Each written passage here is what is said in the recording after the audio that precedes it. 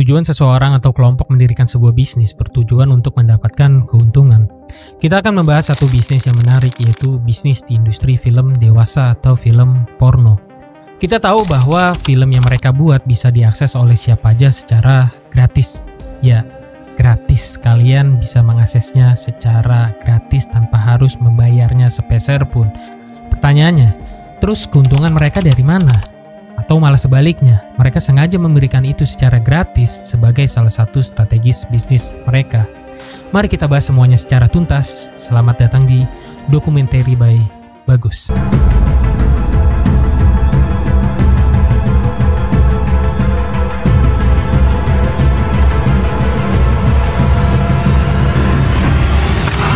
Beberapa negara memang menjadi pusat produksi utama dalam industri ini, terutama negara-negara yang memiliki regulasi yang longgar terkait konten dewasa, seperti Amerika Serikat, Jerman, Brazil, Ceko, dan ada satu negara yang akan menjadi fokus utama pembahasan kita di video ini. Kalian pasti udah bisa tahu apa negara yang gue maksud itu. Ya, Jepang. Kita akan membahas industri dewasa di Jepang dari beberapa sisi. Pertama dari sisi sejarah, lalu legalitas hukum, lalu keuntungan, lalu ada sumber-sumber keuntungan mereka. Mari kita bahas satu per satu.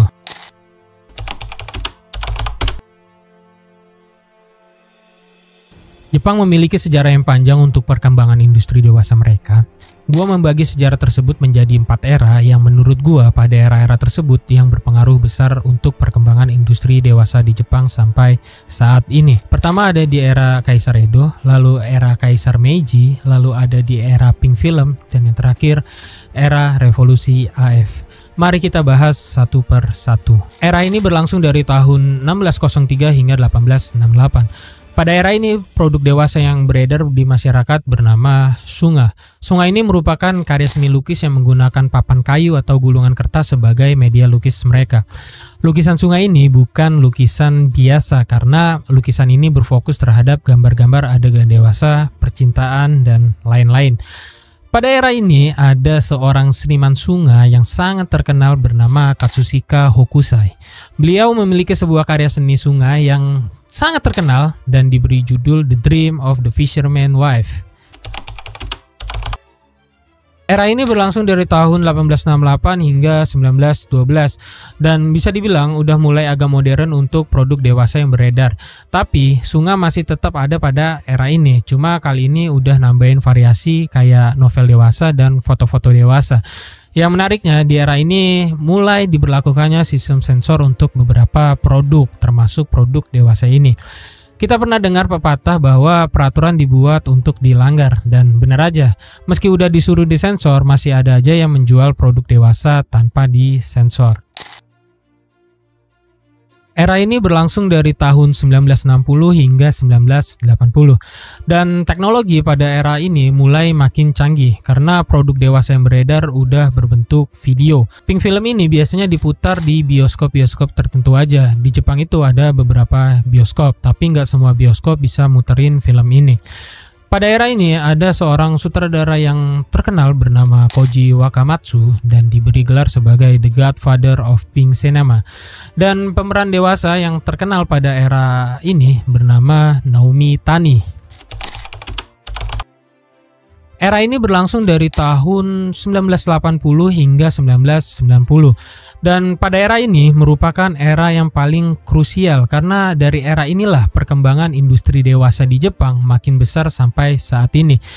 Dengan ditemukannya teknologi yang bernama VHS atau Video Home System pada tahun 1976 memicu ledakan produksi film dewasa di Jepang secara besar-besaran pada awal tahun 1980.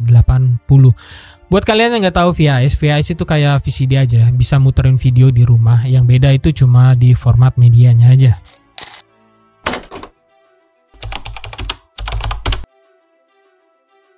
Dalam dunia bisnis ada satu komponen yang nggak boleh terlewat, yaitu legalitas hukum. Nah, pertanyaannya, gimana dengan industri dewasa di Jepang? Apakah legal atau malah ilegal? Ternyata industri dewasa di Jepang itu legal. Mereka udah mendapatkan izin dari pemerintah untuk memproduksi dan mengedarkan produk dewasa tersebut. Jadi nggak heran kalau industri ini bisa tumbuh subur di Jepang. Tapi jangan salah ya, meskipun industri ini legal, semua pelaku di industri ini harus patuh dengan regulasi yang ada. Jepang punya undang-undang yang mengatur industri dewasa ini, salah satunya ada di pasal 175 yang jadi kerangka hukum utama. Pasal ini mewajibkan penyensoran untuk produk dewasa. Lalu ada undang-undang yang mengatur tentang perlindungan buat pekerja dewasa, dan ada juga peraturan untuk perlindungan anak-anak. Misalnya produksi yang melibatkan anak di bawah 18 tahun itu dilarang. Tapi kalau dalam bentuk anime itu masih legal, meskipun itu menjadi pro dan kontra di kalangan masyarakat Jepang. Jadi meskipun industri ini besar, tetap ada batasan dan regulasi yang harus dijalani.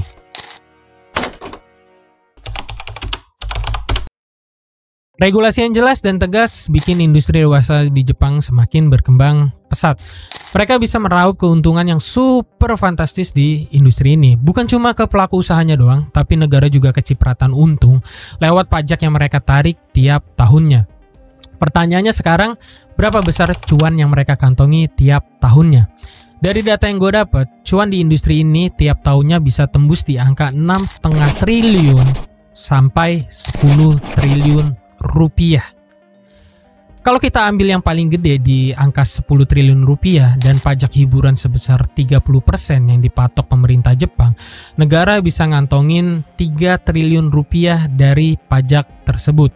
Gila, itu angka yang gede buat satu industri doang. Sekarang kita masuk ke inti pembahasan yang paling bikin penasaran.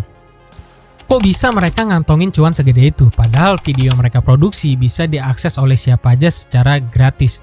Dulu gue mikir keuntungan mereka cuma dari penjualan video aja, tapi ternyata persepsi itu salah besar.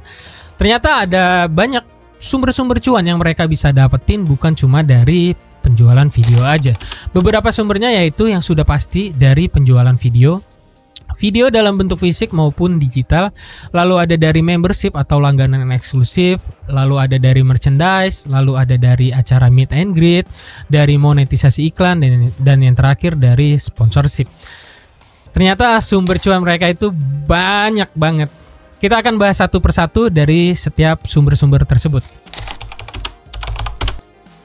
Fun fact-nya, ternyata Jepang memproduksi sebanyak 4.500 video tiap bulannya. Ini udah kayak pabrik konten yang nggak pernah tidur aja. Dan video tersebut dijual resmi baik fisik maupun digital. Gue tahu kalian pasti mikir ngapain kita beli membership sedangkan kita bisa dapetin secara gratis. Oke, gue akan jelasin semuanya. Sebenarnya fitur ini tuh banyak ngasih keuntungan buat kalian kalau kalian beli membership ini. Kita ambil contoh yang semua orang udah pasti tahu, contoh kayak YouTube. YouTube kan ada yang namanya fitur membership. Nah, fitur membership ini banyak dimanfaatin sama para content creator di YouTube dengan tujuan dapetin duit lebih. Jadi mereka nggak cuma dapat dari iklan aja. Dan buat kalian yang beli membership di salah satu content creator pasti bisa dapat keuntungan lebih dibandingkan yang nggak beli membership ini. Contoh keuntungan yang kalian dapat, kalian bisa dapat akses ke konten eksklusif yang benar-benar buat para membership aja. Dan praktek ini sama juga dilakuin di industri dewasa Jepang. Lalu kalian juga bisa dapat kualitas konten yang lebih premium dan mungkin juga kalian dapat sensasi pengalaman yang lebih berbeda. Seperti itulah keuntungannya buat kalian yang membeli fitur membership ini. Di industri dewasa Jepang juga memaksimalkan keuntungan mereka lewat penjualan merchandise. Kayak baju, poster, atau aksesoris-aksesoris lainnya yang kira-kira bisa laku dan nge-push keuntungan mereka. Sesuai namanya, acara ini dibuat buat kalian yang ngefans berat sama pemain yang ada di film dewasa biar bisa langsung ketemu dan ngobrol secara langsung. Gue agak ngakak sih sebenarnya dengan acara meet and greet ini. Kalau di Indonesia ya, kita contoh kayak di Indonesia aja. Meet and greet kan biasanya itu diadain sama artis atau penyanyi kayak girl band atau boy band atau grup Jepangan. Kalian paham lah siapa yang gue maksud itu.